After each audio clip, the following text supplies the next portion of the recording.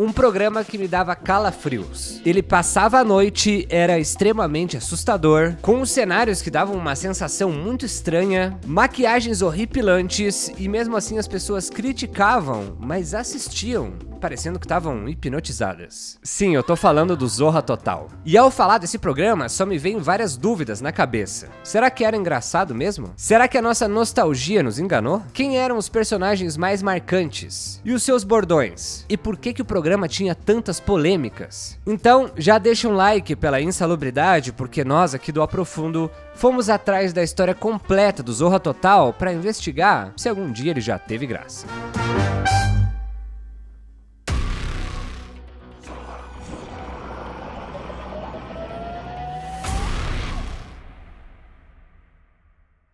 No começo de tudo, as comédias na TV tinham plateias reais, como no teatro e no cinema. Mas logo os produtores perceberam um problema. Nem sempre o público ria do jeito certo. Às vezes demoravam para reagir, riam pouco ou na hora errada. E isso deixava as cenas estranhas. Foi aí que um engenheiro de som da CBS, o Charlie Douglas, teve uma ideia que mudaria a TV para sempre. Criar risadas artificiais para manipular o tempo e a intensidade do riso, garantindo que cada piada funcionasse perfeitamente. Ele inventou a Laughbox, uma máquina cheia de diferentes tipos de risadas, permitindo que os programas controlassem as reações do público sem precisar de uma plateia. A técnica fez tanto sucesso que logo comédias passaram a dispensar o público ao vivo e usar apenas as risadas enlatadas, incluindo não só séries americanas, mas também programas brasileiros, como o Zorra Total, que usava esse mesmo truque para enfatizar suas piadas. A Laughbox funciona assim, você diz alguma piada e a máquina solta as risadas, tipo... Cara, você sabia que eu tenho 28 anos de idade e eu não faço ideia de como investir meu dinheiro?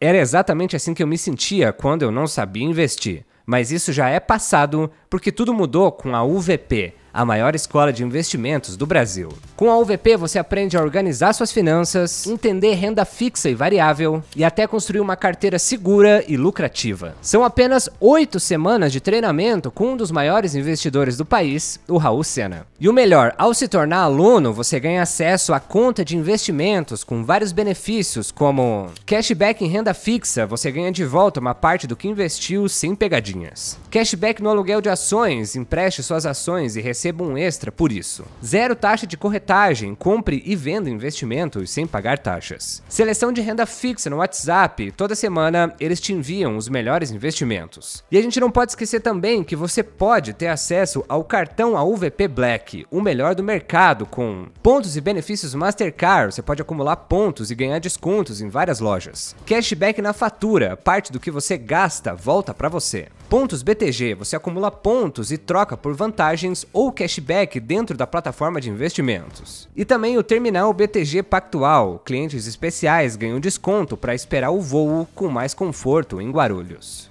E é sério, ser aluno da UVP rapidamente mudou a minha vida financeira, porque o Aprofundo ele foi muito rápido de um canal do YouTube para uma empresa com funcionários, com investimento, com estratégia. Então não perca tempo. Aprenda a investir com os melhores e aproveite as vantagens de um cartão exclusivo para você colocar os seus conhecimentos em prática. Invista no seu futuro com a UVP. Nos anos 90, a Rede Globo estava passando por uma fase de transição no humor. Clássicos como o Chico Anísio Show e a Escolinha do Professor Raimundo ainda tinham espaço, mas começavam a dar sinais de desgaste. Enquanto isso, o público migrava para outras opções, como a Praça é Nossa no SBT, que apostava num humor mais direto e popular, sem grandes pretensões de inovação. Foi nesse cenário que nasceu o Zorra Total. A ideia era criar um programa de sketches que pudesse competir diretamente com os humorísticos do SBT, como a Praça é Nossa e o Coitado, e eram os mais assistidos do Brasil na época. O grande trunfo do Zorra Total foi a sua fórmula. Sketches curtas, um elenco recheado de comediantes conhecidos e personagens marcados por bordões repetitivos que caíam rapidamente no vocabulário do público. O programa estreou às quintas-feiras e desde o início foi pensado para ser um humorístico versátil, popular e fácil de consumir. Desde o primeiro programa, o Zorra se aproveitava do uso massivo de bordões. Mas isso não era por acaso.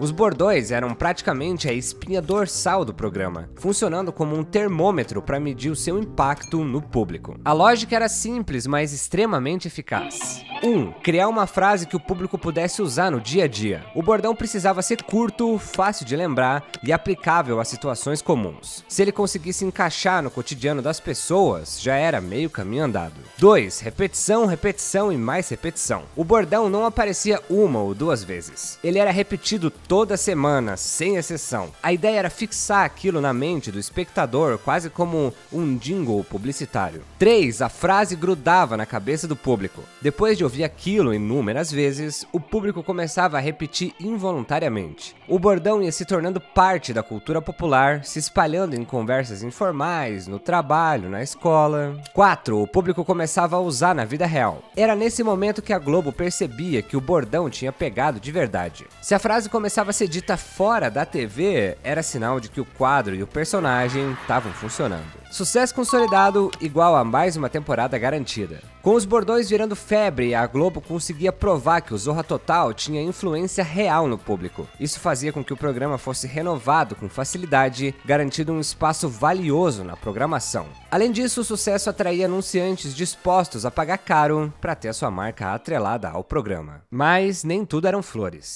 Se a frase não pegava entre o público, o personagem simplesmente era cortado sem cerimônia. O programa vivia nesse ciclo de teste, repetição e renovação. E foi assim que ele conseguiu se manter no ar por tanto tempo. Na estreia, até que tinha uns quadros legais. Por exemplo, tinha uma sketch onde o Didi levava o seu filho para ser figurante da Globo e como ele vinha de uma família pobre, ele ficava invejando aquela vida privilegiada dos atores e profissionais da Globo. Seu programa próprio, A Turma do Didi, tinha estreado alguns meses antes do Zorra Total, então um retorno do personagem presente em peso na TV parecia ser um objetivo claro da Globo. Tinha a Cláudia Gimenez, que interpretava a Glorinha, uma dublê de mãe de santo, vidente, psicóloga e dona de casa, que atendia aos clientes pelo telefone enquanto discutia com os filhos e o marido. Impressionante é que era totalmente um monólogo da Cláudia, que interpretava falando ao telefone, conversando com o marido e filhos que não apareciam em nenhum momento. Funcionaria perfeito num teatro. Marília Pêra interpretava Elizabeth, uma rainha lunática que satirizava a situação política e econômica do Brasil, comparando o mesmo com a corte do século XVI.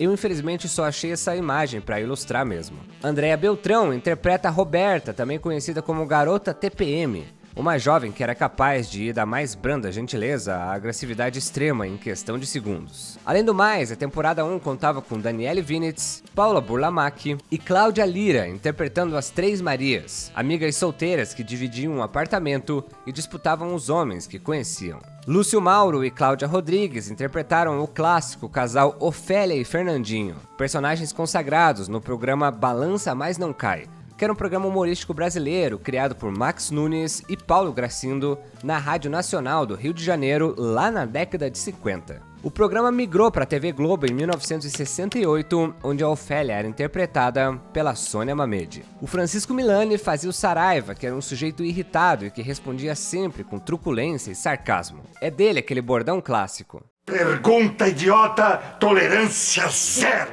E esse eu confesso que até achava bem engraçado. Também tinha o Feliciano, do Pedro Bismarck, que também tinha um conceito interessante. O Larasca? Não me diga! O Larasca... Morreu. Ele era um homem simpático e alegre, mas que tinha um prazer especial em informar os outros sobre o falecimento dos amigos em comum. Era bem doido, mas bem interessante. Agora aqui a gente começa a entrar numa área que eu nem sei descrever direito.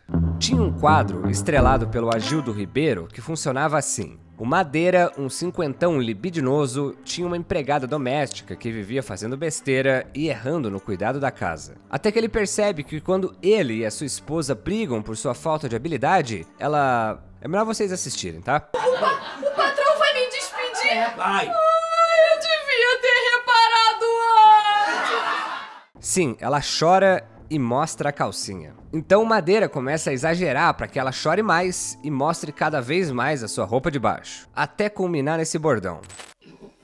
Não vai chorar não, é? Olha aqui que você ainda pode sair no lucro. Eu tô pagando 10 dólares por lágrima. E ó, 3 reais o dólar. Faz as contas, vê? Faz as contas e... Isso, embala. Dá uma choradinha. A interpretação do Agildo com esses olhares, essa maneira infantil de chorar da atriz, esse bordão no final, não tinha crítica, não tinha uma sátira bem feita, isso aqui pra mim é completamente assustador. Essa sketch aí envelheceu como leite. O brabo é que o Agildo Ribeiro era um dos grandes gênios da comédia brasileira. E a sua carreira e esse quadro não resume nem 1% da sua trajetória. Por exemplo, mais pra frente a gente vai ver que ele interpretou novamente o Aquiles Arquelau, um professor de mitologia grega que conquistou o público nos anos 70 no humorístico O Planeta dos Homens e depois no Zorra Total. Conhecido por suas falas didáticas, porém exageradas, Aquiles Arquelau ensinava conceitos mitológicos de maneira cômica e com um texto até bem inteligente. Anaxágoras é considerado o pai da astronomia. Menino, como tinha pai na Grécia, hein? Pai da astronomia, pai da matemática, pai da medicina. Parece que não tinha mãe na Grécia. Ao contrário de hoje, né? Todo mundo tem mãe, mas pouca gente sabe quem é o pai, né? Esse mordomo estático foi feito pelo ator Pedro Farah, que em 1970 representava a figura de um censor do governo federal, que sempre que o personagem do Agildo Ribeiro começava a se empolgar falando algo impróprio, o mordomo tocava a campainha. Dentro do Zorra Total existia um segmento que se passava numa festa na cobertura de um prédio. Era ali que surgia o personagem Maurição, interpretado por Jorge Doria. Ele era um pai que vivia tentando convencer os amigos que o seu filho, o Alfredinho, interpretado pelo Lúcio Mauro Filho, era um exemplo de virilidade, quando claramente ele não era. E foi desse quadro que saiu um dos bordões mais marcantes da época. Onde foi que eu errei? O Lúcio Mauro Filho contou que o bordão tinha, na verdade, um duplo sentido, mas eu não sei não, hein? Que ainda tinha muito preconceito, Claro. inclusive no próprio quadro, né? O porque- quadro em si. É, porque o final terminava onde foi que eu errei, claro, né? Mas havia uma piada dupla nesse Onde Foi Que Eu Errei, que é o seguinte, onde foi que eu errei em não aceitar que meu filho Verdade. é gay. Verdade. E que não adianta eu inventar um monte de mentira.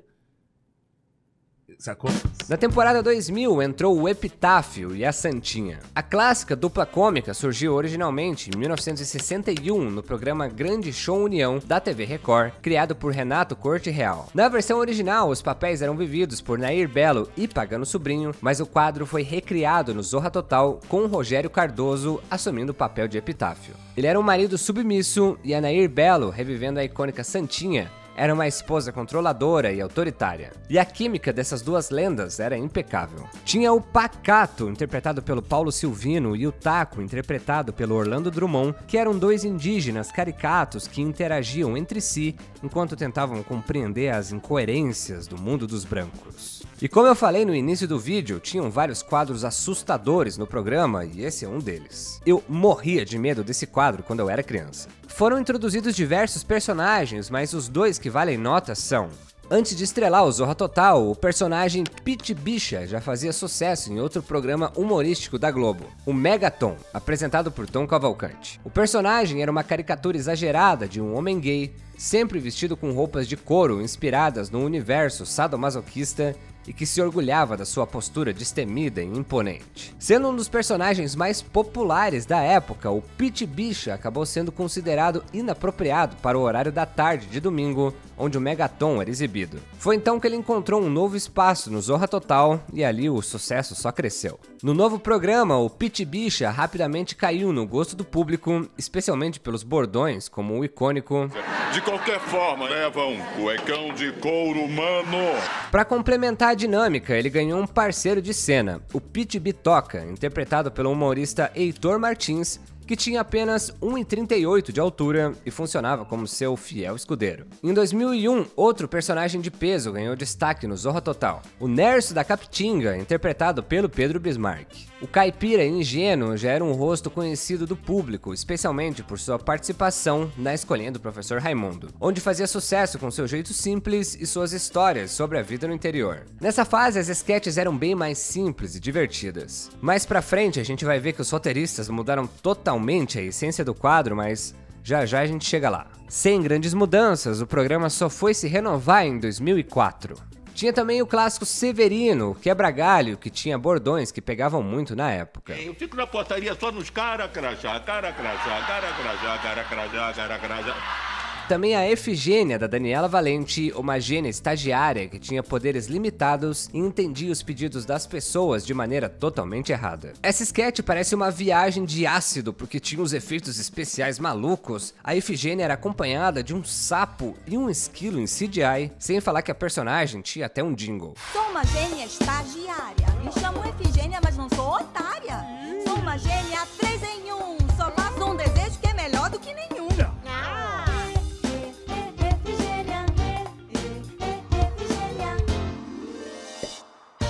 Tinha a Laura, interpretada pela Maria Clara Gueiros, que tinha aquele bordão...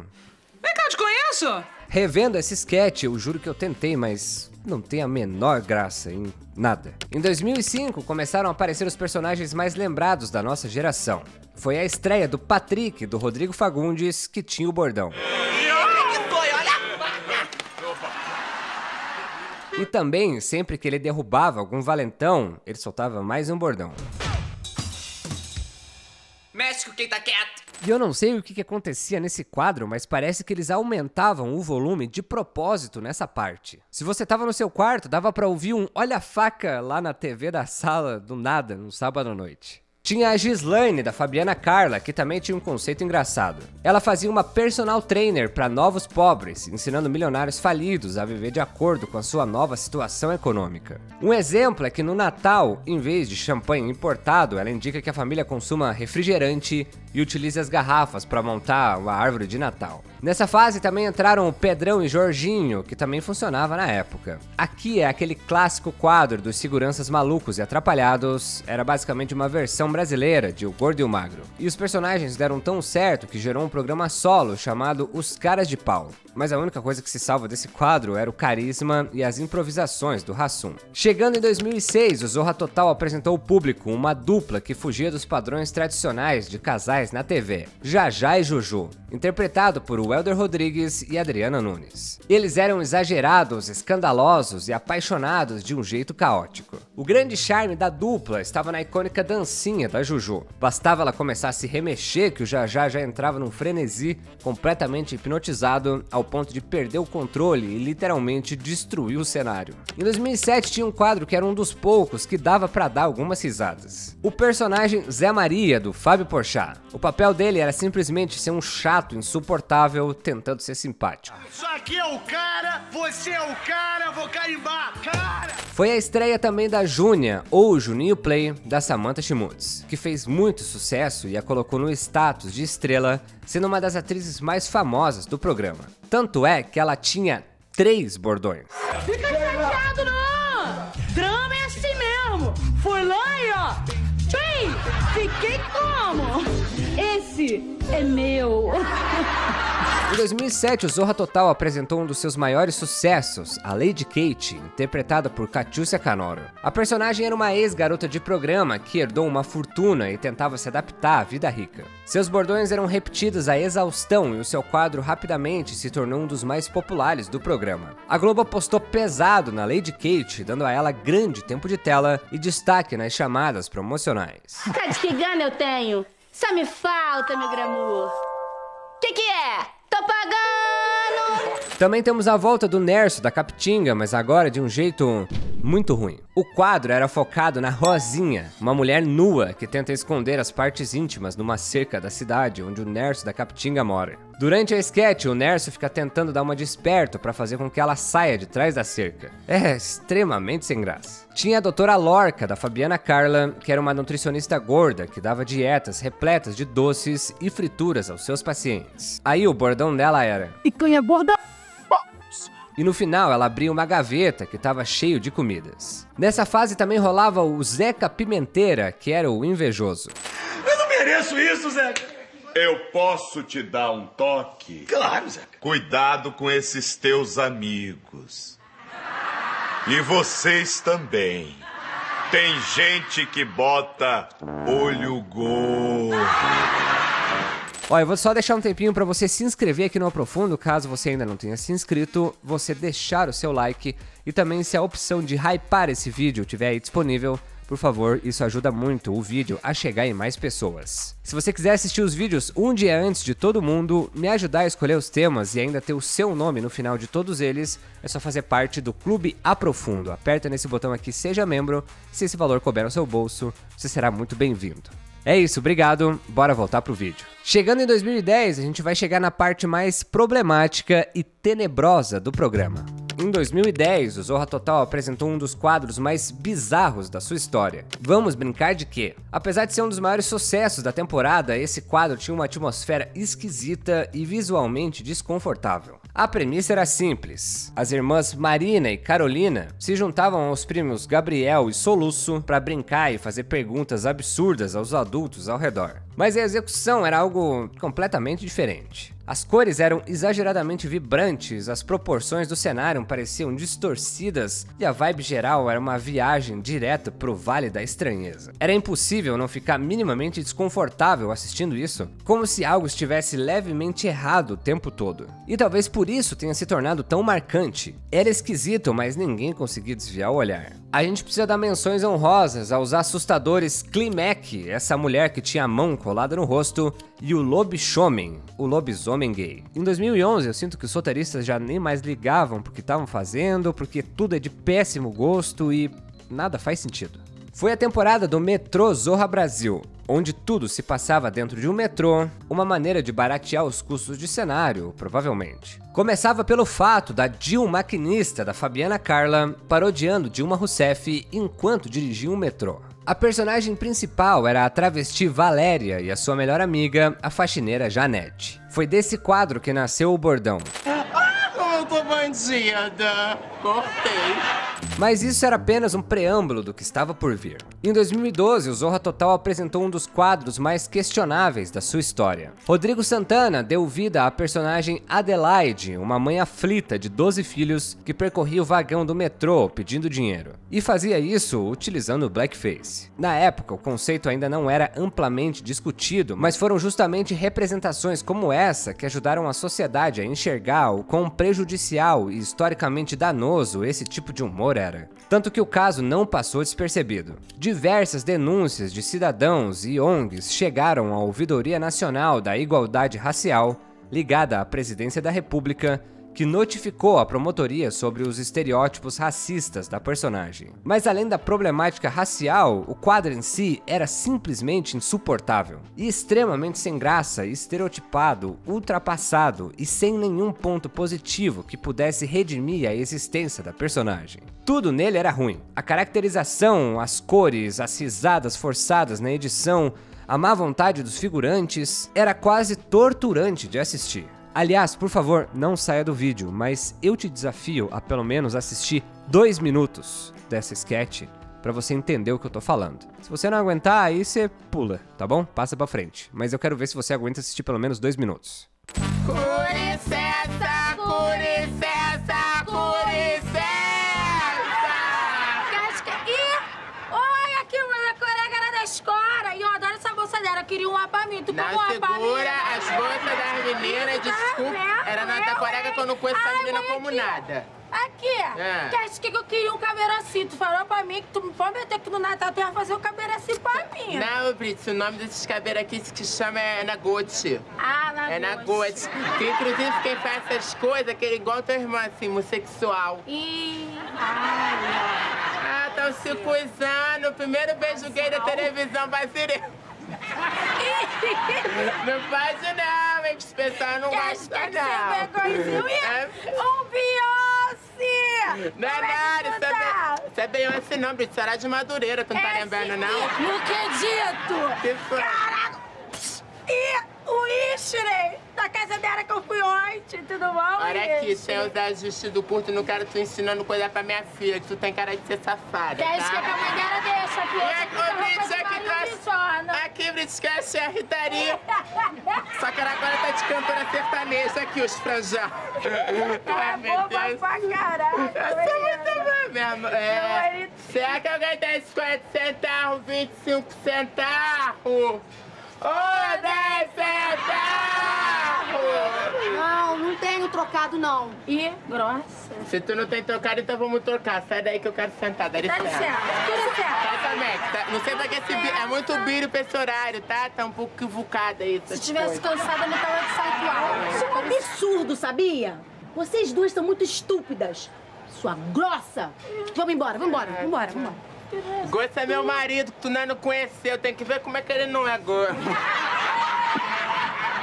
2013 e 2014 foram os anos derradeiros da versão mais tradicional do programa. O Hub de 2013, que antes era o Metrô, se tornou o Kate's Cabaré. Ali, a Lady Kate voltou a ser a personagem de destaque. Tinha outros personagens que vieram das temporadas passadas e outros que não funcionaram, como o Plim Plínio, um personagem interpretado pelo Felipe Pontes, que era tipo um especialista em TV brasileira. E aqui o programa já nem fazia mais sentido. Parecia que os roteiristas não estavam mais nem aí e inventavam qualquer coisa. Tanto é que esse personagem, o Plim Plínio, tinha só uma camiseta preta com os adesivos mal colados das logos dos programas da Globo. Tipo, pô, tá doido, né, cara? Com o programa indo ladeira abaixo, a Globo pensou numa solução. A reformulação do Zorra Total para um novo Zorra em 2015 foi uma das mudanças mais ousadas da TV brasileira. Sob a direção de Mauro Farias e um time de roteiristas liderado por Márcio Smelling, o programa abandonou o formato engessado de esquetes fixas e bordões repetitivos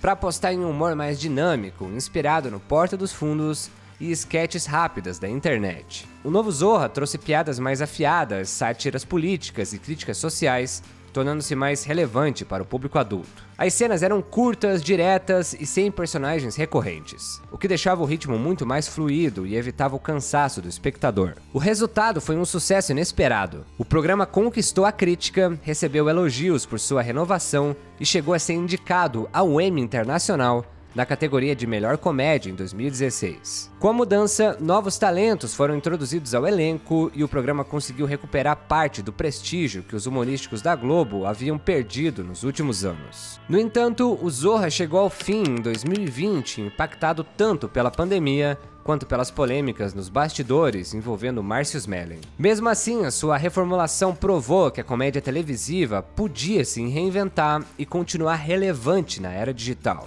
Mas existe um motivo para que o texto do Zorra fosse dessa forma.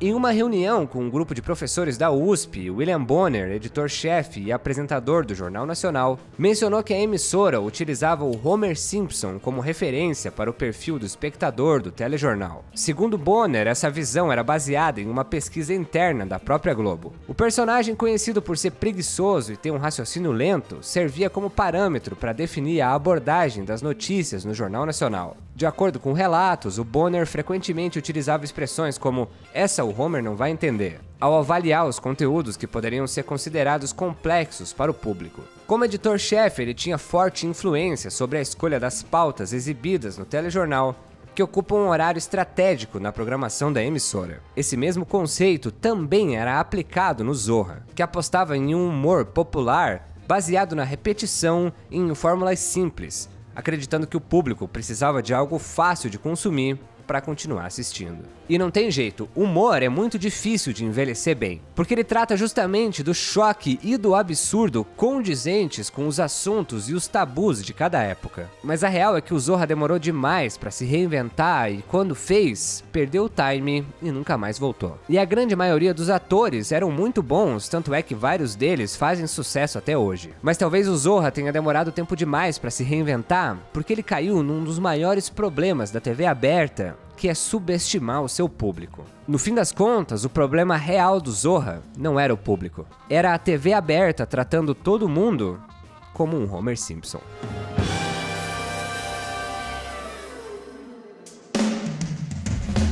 Olá, meu nome é Lucas Reichert, eu sou jornalista e também criador de conteúdo. Já sabe, né? Me segue no @aprofundideias para conteúdos exclusivos que eu só posto lá e também no @olucasreicher para você ter dicas de criatividade e também saber do filme que eu vou gravar esse ano. E aí, qual que é o quadro que eu não citei aqui que você mais gostava? Teve algum que eu falei que teve graça que você não achava graça ou ao contrário? Deixa a sua opinião aqui nos comentários que vai ser muito legal a gente discutir quais que são as memórias e percepções de cada pessoa sobre o Zorra Total. Tem vários outros vídeos que dá pra fazer de vários outros programas de humor na TV aberta, Tem o Tá No Ar, que eu gostava muito, eu acho que também vale um baita de um vídeo aqui do Aprofundo, porque ele foi uma coisa bem revolucionária na TV, principalmente na Globo. Eu gostava muito e ele tem um humor ótimo. Não esquece de mandar esse vídeo pra alguém que você gosta, pra alguém que você vai achar interessante esse assunto.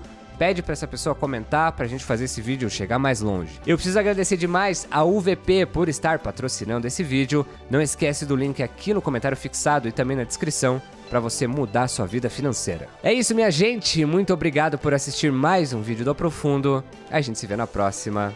Até mais.